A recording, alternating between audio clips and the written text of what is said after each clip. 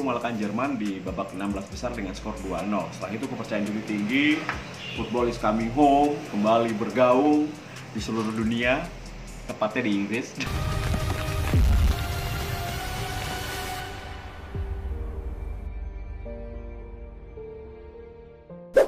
Halo guys, gue mencoba untuk memberikan prediksi ulasan jelang final Piala Eropa 2020 yang akan mempertemukan Italia menghadapi Inggris. Nah, ini akan menjadi pertandingan yang sangat menarik, partai klasik terjadi mempertemukan dua negara yang memiliki liga terbaik di dunia. Head to head dari pertandingan dari kedua negara ini 10 kali dimenangkan Italia, 9 kali seri dan 8 kali dimenangkan oleh Inggris. Jadi beda-beda tipis, berimbang. Nah, tapi ada 4 pertandingan yang mungkin akan selalu diingat sepanjang masa oleh fans, yaitu di Euro 1980 kala itu Inggris kalah 0-1 menghadapi Italia. Di Piala Dunia tahun 1990 kala itu Italia unggul 2-1 atas Inggris.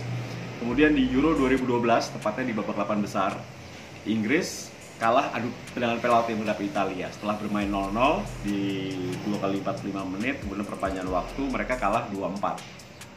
Kemudian di Piala Dunia 2014, Inggris lagi-lagi harus mengakui keunggulan atas Italia dengan skor 1-2. Jadi di 4 turnamen besar, Inggris selalu kalah menghadapi Italia.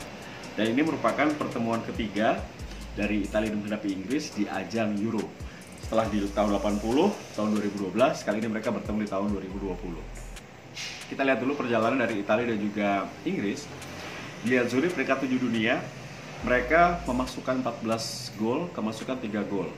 Mengalahkan Turki 3-0, mengalahkan Swiss 3-0, mengalahkan Wales 1-0. Kemudian mereka mengalahkan Austria di babak 16 besar, mengalahkan Belgia di babak 8 besar dengan skor 2-1. Dan mereka mengalahkan Spanyol di babak semifinal melalui drama adu tendangan penalti. Setelah bermain imbang 1-1, mereka mampu mengalahkan Spanyol dengan skor 4-2 di adu tendangan penalti. Oke, sedangkan Inggris, The Three Lions ini merupakan peringkat 4 dunia. Mereka memasukkan 10 gol, baru kebobolan 1 gol melalui tendangan Damsgaard. Mereka di grup D mengalahkan Kroasia 1-0, 0-0 menghadapi Skotlandia, menghadapi CSKA mereka unggul 1-0. Nah, titik balik Inggris ketika mereka mampu mengalahkan Jerman di babak 16 besar dengan skor 2-0. Setelah itu kepercayaan diri tinggi, football is coming home, kembali bergaung di seluruh dunia, tepatnya di Inggris dan juga di media-media Inggris. Mereka mengalahkan Ukraina dengan skor 4-0 di babak 8 besar. Di semifinal, mereka mengalahkan Denmark dengan skor 2-1, meskipun banyak yang mengatakan diberi oleh wasit. Menurut gua, itu sebetulnya diving yang berbuah sebuah penalti. Salahnya cuma satu, wasit tidak melihat TV, tidak cek VAR lagi. Kalau cek VAR lagi mungkin itu akan akan lebih fair. Tapi ya sudahlah, pertandingan sepak bola itu tentunya harus ada drama. Dan drama terjadi ketika Denmark harus dirampok kemenangannya oleh Inggris. Sudah biasa dalam sepak bola, sering terjadi, dan ini menjadi sebuah bumbu yang menarik dalam Piala Eropa 2020. Sekarang Inggris harus membuktikan bahwa itu bukan kemenangan bukan kemenangan diberi. Mereka harus bisa mengalahkan Italia untuk menjadi juara. Dan semua drama itu akan hilang. Semua berita itu akan hilang kalau Inggris juara. Oke, Roberto Mancini, 56 tahun.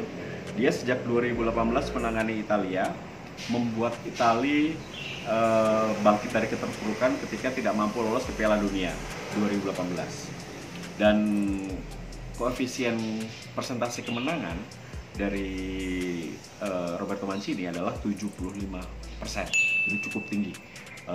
Italia sangat sukses di bawah Roberto Mancini. Dan Roberto Mancini memiliki pengalaman, memiliki banyak opsi, jeli dalam membaca permainan. Ini menjadi sebuah keuntungan. Dan gaya permainan Italia pun bukan hanya catenaccio lagi, mereka memiliki high pressing, mereka memiliki transisi bertahan dan menyerang yang sangat bagus, mereka memiliki kedalaman squad yang sangat bagus, dan mereka mampu merubah cara bermain Italia dan membuat fans sangat puas dengan permainan Italia di bawah Roberto Mancini. Gareth Southgate, ini pelatih yang sejak awal pemilihannya memang tidak terlalu meyakinkan, tidak didukung oleh banyak mantan pemain, tapi dirinya membuktikan bahwa Inggris di bawah dirinya mampu menjadi Inggris yang cukup kuat. 2016 menangani Inggris dan persentase kemenangan itu cukup tinggi, di atas 63% bagi Gareth Southgate. Jadi menurut gua sebenarnya Gareth Southgate mampu membawa Inggris atau merubah Inggris menjadi bagus. Ini generasi emas. Inggris sudah lama tidak bisa masuk final dan Gareth Southgate mampu membawa Inggris masuk final. Jadi sebuah apresiasi yang tinggi buat dirinya.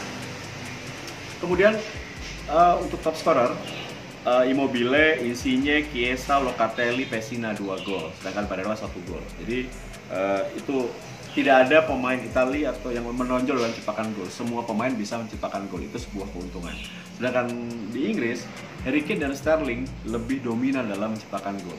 Serangan dari kiri melalui Luke Shaw, Sterling, kemudian Harry Kane selalu menjadi pola penyerangan dari Gareth Southgate. Di sisi kanan jarang terjadi karena Kyle Walker tidak sebagus Luke Shaw dalam membantu serangan atau melepaskan umpan ke dalam kotak penalti. Dan di sisi kiri ada Sterling di sana. Harry Kane 4 gol, Sterling 3 gol, Henderson 1 gol, Maguire 1 gol. Nah, plus minus dari kedua negara apa? Nah, kalau plus dari Italia, kolektivitas tim, bermain as a team, tidak ada pemain yang menonjol. Semua dipasang oleh sang pelatih, semua dicoba diberikan menit bermain. Lini tengah sangat kreatif, bisa dikatakan menurut gua ini lini tengah terbaik dunia. Barella, Verratti, Jorginho, ini komposisi lini tengah terbaik dunia. Masih ada Pessina, masih ada Locatelli, masih ada Chiesa, Bernardeschi, masih banyak. Kemudian mereka memiliki dua center back yang cukup tangguh. Banyak yang mengatakan ini dua center back yang tidak pernah dimakan usia. Chiellini dan juga Bonucci, pengalamannya banyak, caps-nya juga lebih dari 100, menjadi pemimpin dan bisa menciptakan gol, bisa build up serangan. Ini kelebihan dari Italia. Roberto Mancini kaya strategi sudah saya bahas tadi, dan juga Italia sangat bagus dalam high press. Mereka kenapa high press? Karena tentunya pressing di atas supaya tidak terkena serangan balik yang cukup berbahaya bagi lini belakang mereka yang sudah cukup rentan. Itu yang dipakai oleh Roberto Mancini. Hanya saja kekurangannya adalah mereka kehilangan Spinazzola. Jujur ketika menghadapi Spanyol, serangan dari Italia dari sisi kiri sangat-sangat berkurang. Tidak ada Spinazzola, tidak ada kreativitas dari sisi kiri. Untuk Inggris, positifnya adalah grafik mereka sedang meningkat. Kepercayaan diri tinggi, dukungan dari semua pihak, termasuk dari sang pangeran, dari pemerintah, semua ingin Inggris juara dan bermain di Stadion Wembley. Jadi Inggris dalam 7 pertandingan, mereka 6 kali main di kandang sendiri, 1 kali tidak. Jadi memang kalau dibilang beruntung, tapi emang ini jadwal sejak awal. Jadi memang banyak yang mengatakan kalau Inggris nggak masuk final keterlaluan sih. Tapi Inggris akhirnya masuk final. Harry Kane dan Sterling tajam, terus menciptakan gol dari pertandingan ke pertandingan. Ini menjadi sebuah kelebihan bagi Inggris. Terus unggul di sayap. Jadi kalau gue melihat dibandingkan Italia, Inggris lebih unggul di sayap karena memang mereka memiliki sayap-sayap yang sangat tajam, sangat cepat. Italia unggul di kolektivitas, Inggris unggul di sayap. Oke, kekurangan Inggris adalah beban mereka sangat besar. Ketika mereka sudah mampu mengalahkan Jerman, mengalahkan Denmark, ekspektasi sangat tinggi. Nah, apakah Inggris bisa keluar dari tekanan itu? Ini tinggal 1 pertandingan lagi untuk 1 gelar yang sangat besar yang belum pernah diraih oleh Inggris. Italia pernah, tapi tahun 68. Nah, ini merupakan final keempat bagi Italia setelah tahun 68, tahun 2000, 2012, kali 2020. Sedangkan Inggris ini baru pertama kalinya mereka masuk final Piala Eropa. Nah, bagaimana prediksi gua? Kalau gua melihat ini akan menjadi pertandingan yang sangat menarik. Di posisi penjaga gawang Italia unggul. Donnarumma jelas unggul dibandingkan Jordan Pickford. Di lini belakang, gua melihat bahwa selain center back dan juga wing back, Inggris unggul tipis atas Italia. Karena Italia tidak punya Spinazzola, jadi gua menjagokan Inggris lebih unggul di lini belakang. Untuk lini tengah, jelas Italia unggul jauh atas Inggris di lini tengah. Kita tahu lah, Barella, Jorginho maupun Verratti merupakan pemain-pemain kelas dunia ya. yang memiliki skill dan juga bermain as a team cukup bagus. Bermain bersama cukup bagus. Inggris tidak memiliki itu. Maksudnya Calvin Phillips, Declan Rice, kemudian Mason Mount masih jauh dibanding 3 pemain yang tadi dari Italia. Nah, untuk lini depan, Inggris unggul. Immobile masih kalah dibanding Harry Kane. Jadi gue rasa ini cukup berimbang. Dari 4 lini, 2 milik Inggris, 2 milik Italia. Nah, nanti bagaimana implementasi taktik strategi dari sang pelatih bisa dimainkan oleh para pemain, ini akan menjadi kunci.